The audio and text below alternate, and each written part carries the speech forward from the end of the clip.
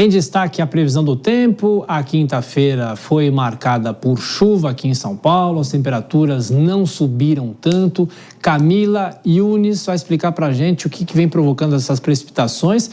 Dia carrancudo em São Paulo de novo, né, Camila? Pois é, Thiago, dia carrancudo, mas ele já está com uns dias contados. Porque a tendência, para minha alegria, finalmente, não vamos ter condição de chuva no final de semana, mas amanhã ainda tem algumas instabilidades. Porque a gente tem vários sistemas que continuam atuando na atmosfera, Thiago. Tem cavado meteorológico, tem uma baixa pressão atmosférica que se forma também na costa da região sudeste, muita umidade que vem do norte do país e tudo isso favorece a condição de pancadas de chuva. Mas olha, vamos dar uma olhadinha aqui no nosso mapa, porque a gente tem essa situação aqui na região sul do país. Lá, especificamente no Rio Grande do Sul, Santa Catarina e Paraná, a chuva é fraca, apenas aqui na costa leste. No oeste da região, o tempo vai ficar firme e as temperaturas começam a se elevar. Vamos dar uma olhadinha no nosso próximo mapa, porque a gente está falando de todo esse cenário.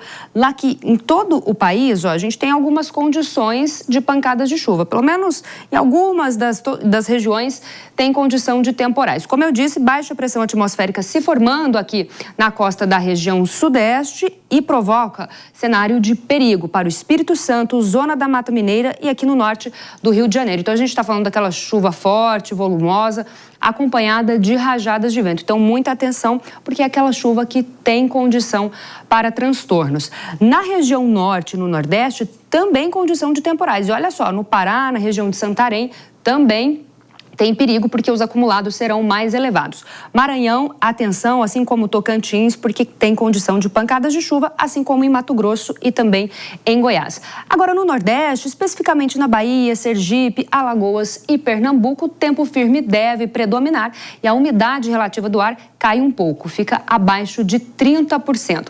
Vamos falar de temperaturas, porque lá no Norte e no Nordeste, a gente tem condição... Opa, esse mapa já foi lá no Norte e no Nordeste, a gente tem o tempo mais abafado nesses próximos dias, muito em função desses sistemas. A gente tem a zona de convergência intertropical que traz chuva, mas o tempo fica mais abafado. E olha só, aqui em São Paulo, máxima de 27 graus amanhã, tem condição de uma chuva passageira ao longo do dia, mas não são volumes tão expressivos. Em Belo Horizonte, máxima de 25 graus e reparem só o volume de chuva na capital mineira, quase 70 milímetros. Isso é um volume de chuva expressivo e pode provocar transtornos por lá. Então, muita atenção em Belo Horizonte. Curitiba, máxima de 28 graus, a chuva já começa a diminuir e em São Luís, mínima de 24 e máxima de 29 graus e tem condição de pancadas de chuva. Thiago. O que você estará fazendo amanhã às 11 horas e 45 minutos da manhã, Camila? Chegando aqui na Jovem Pan, é isso? Estarei na academia. Neste horário, mas esperando ansiosamente pela nova estação.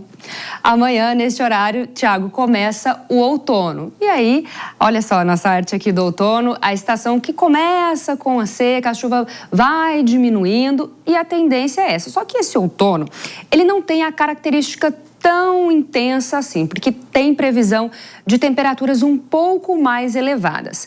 Quem gosta do frio vai ter que esperar um pouquinho, porque a expectativa é de que esse frio mais intenso, e aí com geada lá na Serra do Rio Grande do Sul e Santa Catarina, nas regiões serranas, esse frio mais intenso deve acontecer a partir da segunda quinzena de maio e meados de junho. Até lá as temperaturas ficarão mais elevadas e a gente tem condição de chuva. Essa chuva deve ser mais volumosa em algumas áreas. A gente tem um mapa aqui para mostrar para o pessoal. Olha só, projeção para o outono, que, como eu disse, começa amanhã a partir das 11h45 da manhã pelo horário de Brasília e vai até o dia 21 de junho, se encerrando, e aí começando o inverno, até às 5 horas da manhã e 24 minutos. Mas olha só, o que a gente tem para os próximos meses?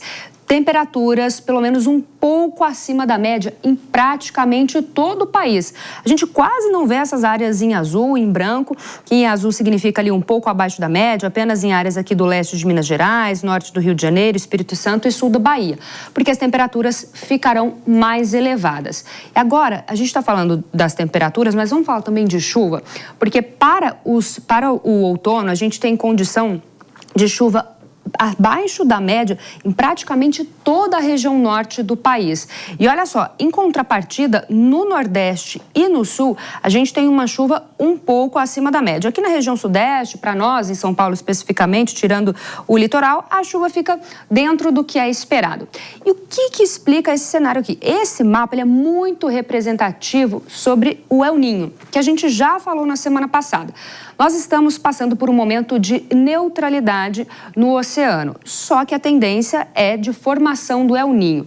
E esse El Niño, ele provoca justamente isso, diminui a chuva na região norte do país e aumenta lá no sul. A tendência é de que no final do outono e início do inverno, a gente deva ter um El Niño, de acordo com os meteorologistas, de forte a muito forte intensidade. Então, é um cenário que preocupa porque quando a gente fala desse fenômeno que provoca o aquecimento das águas do Pacífico Equatorial, a gente está falando daquelas pancadas de chuva que acontecem com muita intensidade, como a gente viu acontecendo em 2023, então tem alerta para essas precipitações. E o El Niño, como é o aquecimento das águas do Pacífico Equatorial, provoca também uma elevação das temperaturas e isso explica a gente não ter um frio esperado no outono, Thiago. Eu sei que você gosta do calor, mas os poetas dizem que o sol do outono é o mais bonito, não é? É o mais bonito, isso é verdade. O céu mais bonito realmente é do outono, a gente não tem toda aquela nebulosidade, sim, fica um céu azul, teremos paisagens muito bonitas, né? Sem dúvida. Até daqui a pouquinho. Até, Thiago. A gente volta a falar